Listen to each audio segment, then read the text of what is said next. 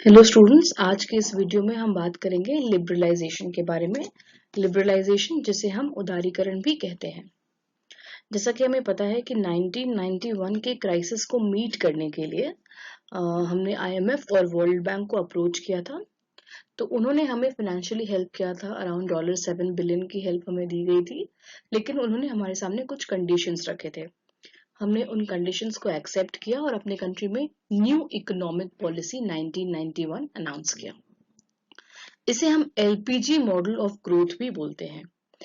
यहाँ एल का मतलब है लिबरलाइजेशन, पी का मतलब है प्राइवेटाइजेशन एंड जी का मतलब है ग्लोबलाइजेशन।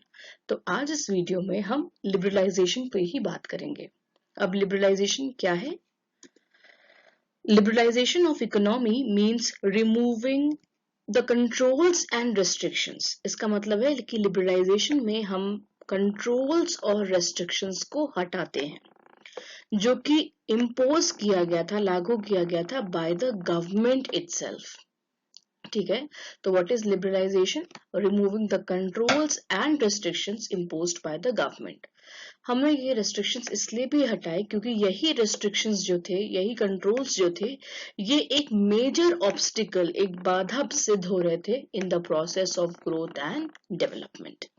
ठीक है, तो व्हाट इज लिबरलाइजेशन? उदारीकरण का मतलब है जो कंट्रोल्स एंड रेस्ट्रिक्शन सरकार द्वारा ही लागू किए गए हैं, उन कंट्रोल्स एंड रेस्ट्रिक्शंस को हटाना, क्योंकि वो ग्रोथ एंड डेवलपमेंट के प्रोसेस में एक बाधा साबित हो रहे थे।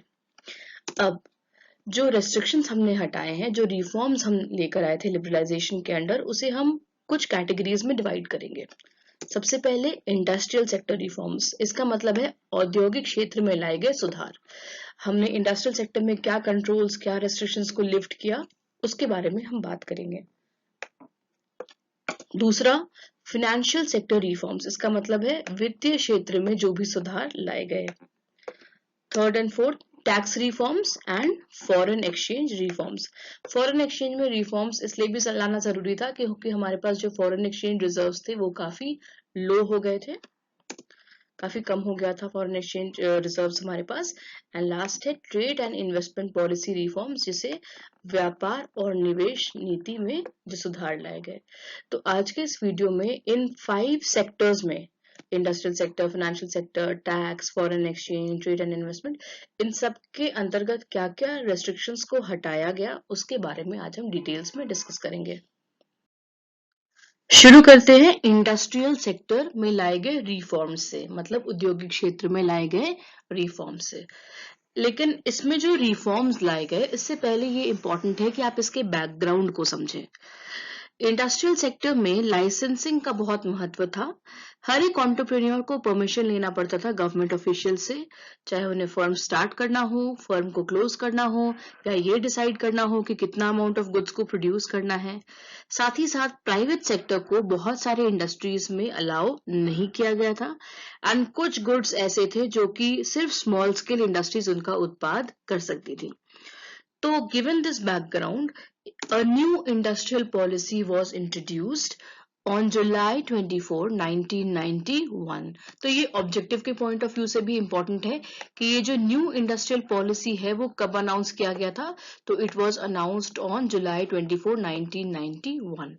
तो इसमें, इसके तहत हमने इंडस्ट्रीज में बहुत सारे रिफॉर्म्स इंट्रोड्यूस किए। तो सबसे पहला है अबॉलिशन ऑफ इंडस्ट्रियल लाइसेंसिंग। इसका मतलब है औद्योगिक लाइसेंसिंग को हमने समाप्त किया। अबॉलिश करना मतलब खत्म करना। तो इसमें रीड करते हैं कि किन इंडस्ट्रीज के लिए फिर भी लाइसेंसिंग को रहने दिया गया। Industrial licensing was abolished for all industries except, मतलब ये जो लाइसेंसिंग का रिक्वायरमेंट था उसको बहुत सारी इंडस्ट्रीज के लिए हटा दिया गया, लेकिन फिर भी कुछ इंडस्ट्रीज ऐसे हैं जहां पे अभी भी लाइसेंसिंग का जरूरत है, जैसे अल्कोहल, सिगरेट्स, हजार्डस केमिकल्स, इसकी लिस्ट को आप याद रखेंगे। Industrial explosives, electronics, aerospace, drugs and pharmaceutical industries. तो सबसे पहला कदम जो हमने उठाया इंडस्ट्रियल सेक्टर में रिफॉर्म लाने के तहत वो है कि लाइसेंसिंग रिक्वायरमेंट, पहले तो ये लिस्ट बहुत लंबी थी जिसके लिए हम लोग को लाइसेंस का जरूरत पड़ता था, अब ये लिस्ट को कम कर दिया गया है और कुछ इंडस्ट्रीज है जहां पे अभी इंडस्ट्रियल लाइसेंसिंग की जरूरत पड़ती है। वैसे आप हेडिंग याद रखेंगे, अबॉलिशन ऑफ इंडस्ट्रियल लाइसेंसिंग, मतलब औद्योगिक क्षेत्र में पहला रिफॉर्म क्या लाया गया, अबॉलिश किया गया इंडस्ट्रियल लाइसेंसिंग। ओके, सेकेंड है decrease in the role of public sector. जैसा कि मैंने बताया कि हमने पब्लिक सेक्टर को बहुत ज्यादा अहमियत दे रखी थी, लेकिन हमारा जो पब्लिक सेक्टर है उसका परफॉर्मेंस बहुत ही पुअर था। तो ये जो हमने रिजर्व करके रखा था कि ये पर्टिकुलर सेक्टर, ये पर्टिकुलर एरियाज में सिर्फ पब्लिक सेक्टर ऑपरेट कर सकता है, तो हमने उस लिस्ट को कम किया। इसका मतलब है कि the number of industries which was exclusively reserve, जो हमने रिजर्व करके रखा हुआ था किसके लिए, पब्लिक सेक्टर के लिए, उसको हमने घटा के 17 से कितना कर दिया है, 3। ये 1991 की बात है कि हमने पब्लिक सेक्टर के लिए रिजर्व किए हुए इंडस्ट्रीज का जो लिस्ट है उसे रिड्यूस किया फ्रॉम 17 to 3। अब वो 3 इंडस्ट्रीज कौन सी थी जिसमें अभी पब्लिक सेक्टर के लिए रिजर्व था, वो है defence equipment, atomic energy and railways. और फिर 2010-11 की अगर बात करें तो ये नंबर को और घटा के कितना कर दिया गया है, 2। तो only 2 industries are now reserved for public sector, and वो क्या है, एटॉमिक एनर्जी एंड रेलवेज। अब तो डिफेंस में फॉरेन इन्वेस्टमेंट भी अलाउड है, तो आप ध्यान देंगे 2 हमने स्टेप्स क्या उठाए, पहला एक तो इंडस्ट्रियल लाइसेंसिंग को अबॉलिश किया, और दूसरा पब्लिक सेक्टर के रोल को हमने रिड्यूस किया। जो रिजर्वेशन हम लोग करके रखे थे कि ये पब्लिक सेक्टर में ही यहाँ ऑपरेट कर सकता है, उस लिस्ट को हमने पहले फेज वाइज 17 से 3 किया, और उसके बाद फिर 3 से अब वो फाइनली कितना है, 2। तो name 2 industries, name 2 areas which are reserved for the public sector, तो अभी वो है atomic energy and railways. Next है कंसेशन इन MRTP एक्ट। अब ये MRTP एक्ट क्या है, तो MRTP एक्ट में ये था कि लार्ज कंपनीज को ये रिक्वायरमेंट था कि उनको प्रायर अप्रूवल लेना पड़ता था एक्सपेंशन के लिए, नया एंटरप्राइज को एस्टेब्लिश करने के लिए, अगर वो मर्ज करना चाहती है तो ये सारा जो रूल्स रेगुलेशंस था वो MRTP एक्ट में है, और उसमें कंसेशन मिला। इसका मतलब है कि जो रिक्वायरमेंट था लार्ज कंपनीज का कि उन्हें प्रायर अप्रूवल लेना पड़ता था expansion, establishment of new enterprises, तो ये जो कुछ रेस्ट्रिक्शंस हैं उन्हें एलिमिनेट कर दिया गया। एलिमिनेट कर दिया गया मतलब क्या है, उसे हटा दिया गया। तो इंडस्ट्रियल सेक्टर रिफॉर्म्स में इतना ही हम ध्यान रखेंगे कि लाइसेंसिंग को खत्म किया गया, पब्लिक सेक्टर के रोल को रिड्यूस किया गया, और MRTP एक्ट में कंसेशंस मिला। ठीक है, शुरू करते हैं फाइनेंशियल सेक्टर रिफॉर्म से। This is the second one, the first one was industrial sector, और अब हम बात कर रहे हैं फाइनेंशियल सेक्टर रिफॉर्म्स, मतलब वित्तीय क्षेत्र में लाए गए सुधार। अब सबसे पहले देखते हैं कि फाइनेंशियल सेक्टर में हम किस टाइप के इंस्टीट्यूशंस को इंक्लूड करेंगे। तो the financial sector comprises financial institutions. ठीक है, फाइनेंशियल सेक्टर में हम किसे शामिल करेंगे, फाइनेंशियल इंस्टीट्यूशंस। अब फाइनेंशियल इंस्टीट्यूशंस के एग्जांपल्स क्या हैं, जैसे कि कमर्शियल बैंक है, then you have investment banks, you have stock exchange and you have foreign exchange markets. ठीक है, अब वित्तीय क्षेत्र में लाए गए सुधार को अब हम डिवाइड करते हैं और देखते हैं कि क्या क्या सुधार लाए गए। सबसे पहला है change in the role of RBI, RBI की भूमिका में बदलाव। तो RBI पहले रेगुलेटर का काम करता था। रेगुलेटर का मतलब क्या है कि जितने भी फाइनेंशियल इंस्टीट्यूशंस हैं उनको कंट्रोल करता था RBI। अभी भी कंट्रोल करता है, लेकिन अब उसका जो रोल है वो रेगुलेटर से फैसिलिटेटर की तरफ बढ़ गया है। इसका मतलब है कि अब अभी भी RBI कंट्रोल करता है, लेकिन कुछ एस्पेक्ट्स ऐसे हैं जिसमें इंस्टीट्यूशंस को ऑटोनॉमी और फ्रीडम दे दिया गया है। ठीक है, तो RBI का जो रोल है वो पहले एकदम प्योरली रेगुलेटर का था, अब वो रेगुलेटर से क्या बन गया है, फैसिलिटेटर। ठीक है, इसका मतलब है फैसिलिटेटर बनने का मतलब है कि इंस्टीट्यूशंस को अब ऑटोनॉमी थोड़ा बहुत दिया जाने लगा है। ठीक है, नेक्स्ट है ओरिजिन ऑफ प्राइवेट बैंक्स। इसका मतलब है कि जो रिफॉर्म पॉलिसीज है उसके कारण Indian as well as foreign banks को प्राइवेट सेक्टर में एस्टैब्लिश करने का अधिकार दे दिया गया।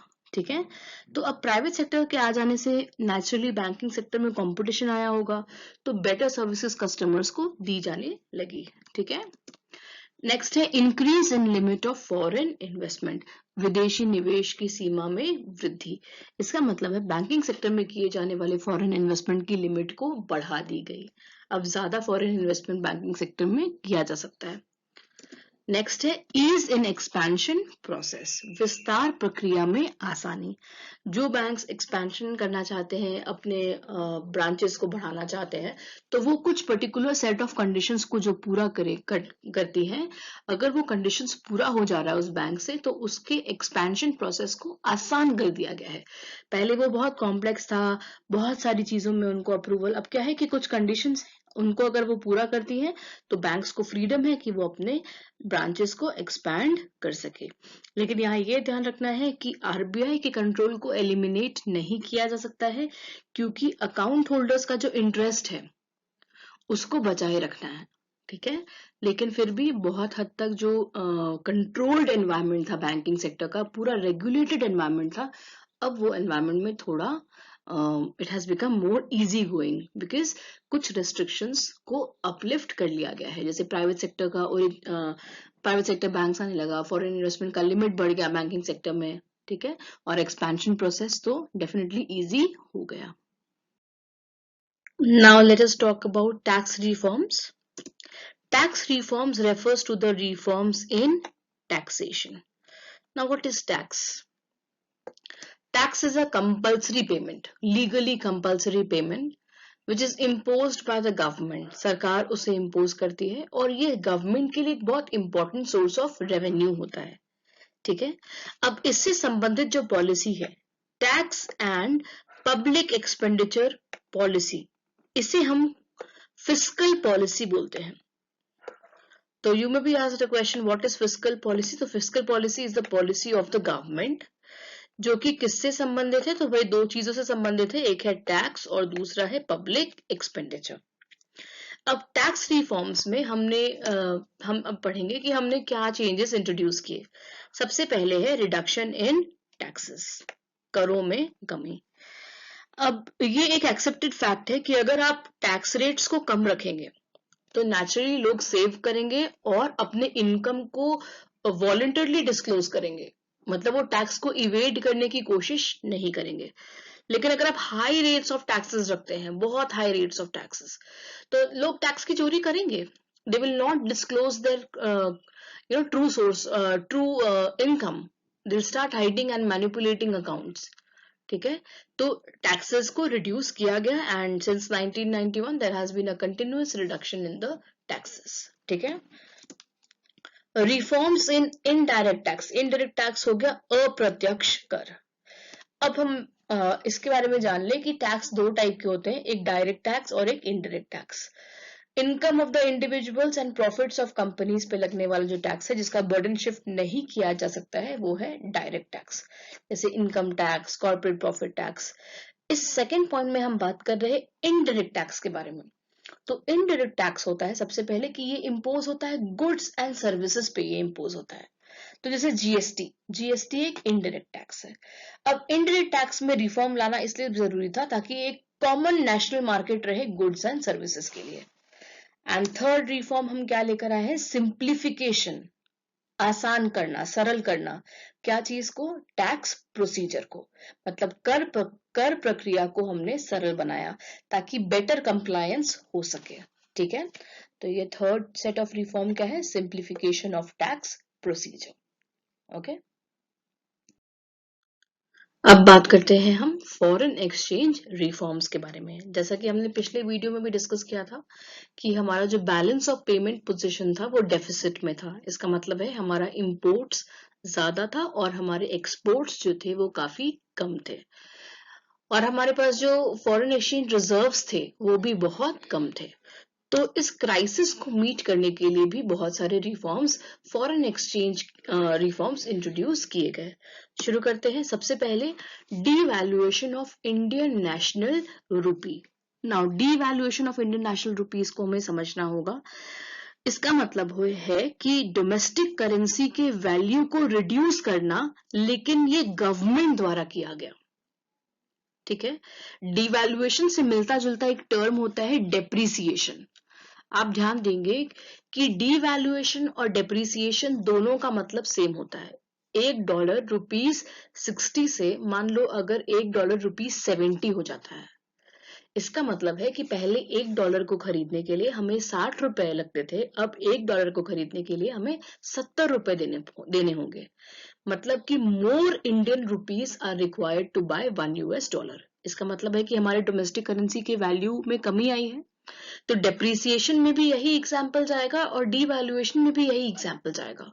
तो दोनों में फर्क क्या है कि डीवैल्यूएशन गवर्नमेंट द्वारा किया जाता है और डेप्रिसिएशन जब होता है वो market forces of demand and supply के कारण, अगर एक्सचेंज रेट अगर हमारे डोमेस्टिक करेंसी का वैल्यू कम होता है तो वो डेप्रिसिएशन होता है।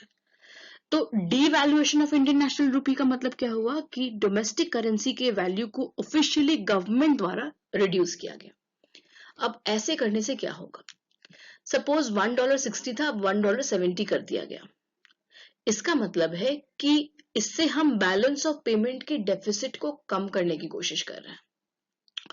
कैसे कर रहे हैं, अब सपोज $1.60 से 70 हो गया, इसका मतलब है फॉरेन के गुड्स मेरे लिए एक्सपेंसिव हो जाएगा। जैसे हम $1 का एक पेन इंपोर्ट करते थे, हमको उसके लिए पहले 60 रुपीज देना पड़ता था, अब मुझे 70 रुपीज देना पड़ेगा, तो मेरे लिए ज्यादा रुपए लगेंगे उस पर्टिकुलर पेन को खरीदने में। तो इससे इंपोर्ट घटेगा और इससे एक्सपोर्ट बढ़ जाएगा। एक्सपोर्ट कैसे बढ़ जाएगा, क्योंकि फॉरेनर्स पहले $1 देके 60 रुपीज का गुड्स लेके जाते थे, अब वही $1 से वो 70 रुपीज का इंडियन गुड्स को खरीद सकते हैं। तो सबसे पहला रिफॉर्म हमने क्या इंट्रोड्यूस किया, हमने डी वैल्यू किया इंडियन नेशनल रूपी को, अपने करेंसी के वैल्यू को रिड्यूस किया बाय द गवर्नमेंट। अगर होगा तो डी वैल्यूएशन और बाय डिमांड सप्लाई होता है तो वो क्या होता है, depreciation. Second, market determination of exchange rate. ठीक है, इसका मतलब है कि गवर्नमेंट का जो कंट्रोल था वैल्यू ऑफ रूपी को डिटरमाइन करने में, फॉरेन एक्सचेंज मार्केट में जो वैल्यू ऑफ रूपी डिटरमाइन होता था उसमें जो गवर्नमेंट का कंट्रोल था उसे लिफ्ट कर लिया गया, उसे हटा दिया गया। इसका मतलब है अब वो मार्केट द्वारा डिसाइड होगा, market forces of demand and supply. ठीक है, अब बात करते हैं trade and investment policy reforms के बारे में, मतलब व्यापार संबंधित जो भी रिफॉर्म्स, जो भी चेंजेस हमने इंट्रोड्यूस किए। जैसा कि हमें पता है कि डोमेस्टिक इंडस्ट्रीज को प्रोटेक्ट करने के लिए हमने इंपोर्ट्स पे कई सारे रेस्ट्रिक्शंस इंपोज किए थे, जैसे कि हाई टैरिफ और कोटा सेट करना, ताकि हमारे डोमेस्टिक इंडस्ट्रीज को फॉरेन कंपटीशन को फेस ना करना पड़े। तो हमने जो ये प्रोटेक्शनिज्म की नीति अपनाई थी उससे हमें कुछ खास फायदा नहीं हुआ। इनफैक्ट हमारे जो डोमेस्टिक इंडस्ट्रीज का जो कॉम्पिटिटिवनेस था वो बहुत हद तक रिड्यूस हो गया, क्योंकि उन्हें पता है कि उन्हें कोई भी कंपटीशन नहीं है, तो उनका जो ग्रोथ है इस कारण से बहुत ही ज्यादा स्लो हो गया, क्योंकि हमने उन्हें कंपटीशन से एक्सपोज ही नहीं किया। तो अब जरूरत था कुछ रिफॉर्म्स लाने का कि ये जो हमने कोटा सेट कर रखे थे, क्वांटिटेटिव रेस्ट्रिक्शन लगा रखे थे, मात्रात्मक प्रतिबंध जिसे कहते हैं, उस रेस्ट्रिक्शंस को हमने रिमूव किया। ठीक है, तो सबसे पहला trade and investment policy reform में हमने क्या रिमूव किया, we remove the quantitative restrictions. Next, removal of export duties. Export किए जाने वाले गुड्स पे जो शुल्क था, ड्यूटीज था, उसे इसलिए रिमूव किया गया ताकि इंटरनेशनल मार्केट में भी इंडियन गुड्स जो है वो अपना कॉम्पिटिटिव पोजीशन को बनाए रख सके। ठीक है, तो एक्सपोर्ट ड्यूटीज रिमूव किया गया। अगला क्या किया गया, रिमूवल ऑफ इंपोर्ट ड्यूटीज। आयात शुल्क को भी हमने हटाया ताकि हमारे डोमेस्टिक मार्केट में कंपटीशन का एलिमेंट आए और कंपटीशन से हमारे डोमेस्टिक इंडस्ट्रीज में और ज्यादा अच्छा परफॉर्म करने का जो स्पिरिट है वो रहता। इसलिए हमने फिर इंपोर्ट ड्यूटीज को भी रिमूव किया। तो आप ध्यान दें, हमने टैरिफ और नॉन टैरिफ बैरियर्स दोनों को ही हटाया। टैरिफ बैरियर का मतलब हो गया कि भाई आप ड्यूटीज लगा दे रहे हैं, तो ड्यूटीज एक टैरिफ बैरियर है। और नॉन टैरिफ बैरियर मतलब जहां आप ड्यूटीज नहीं लगा रहे लेकिन आपने कोटा सेट कर दिया है, आपने मात्रात्मक प्रतिबंध लगा दिया है कि भाई इससे ज्यादा इंपोर्ट नहीं होगा। ठीक है, एंड नेक्स्ट है रिलैक्सेशन इन इंपोर्ट लाइसेंसिंग सिस्टम। मतलब कुछ हजार्डस और एनवायरमेंटली सेंसिटिव इंडस्ट्रीज को छोड़ के जो इंपोर्ट लाइसेंसिंग है उसे बाकी अन्य इंडस्ट्रीज के लिए हटा दिया गया था। ठीक है, तो ये है आपका ट्रेड एंड इन्वेस्टमेंट पॉलिसी से संबंधित रिफॉर्म्स। ठीक है, हमने क्यूआर हटाए, हमने एक्सपोर्ट ड्यूटीज को हटाया, इंपोर्ट ड्यूटीज को हटाया, और इंपोर्ट लाइसेंसिंग सिस्टम में भी रिलैक्सेशन दी गई, कुछ छूट दी गई। जैसे कि हजार्डस और एनवायरमेंटली सेंसिटिव इंडस्ट्रीज को अगर छोड़ दिया जाए तो इंपोर्ट लाइसेंसिंग अन्य इंडस्ट्रीज के लिए हटा दिया गया। ठीक है, तो स्टूडेंट्स आज के इस वीडियो में हमने लिबरलाइजेशन को, उसके मीनिंग को, उसके अंतर्गत इनिशिएट किए गए रिफॉर्म्स, चाहे वो इंडस्ट्रियल सेक्टर से रिलेटेड हो, फाइनेंशियल सेक्टर से रिलेटेड हो, टैक्स से रिलेटेड हो, फॉरेन एक्सचेंज से रिलेटेड हो, ट्रेड एंड इन्वेस्टमेंट से रिलेटेड हो, इन सभी हेडिंग्स के अंदर क्या क्या रिफॉर्म्स, क्या क्या चेंजेस हमने इंट्रोड्यूस किए थे वो आज कवर किया है। अगले वीडियो में हम बात करेंगे प्राइवेटाइजेशन के बारे में। Thank you.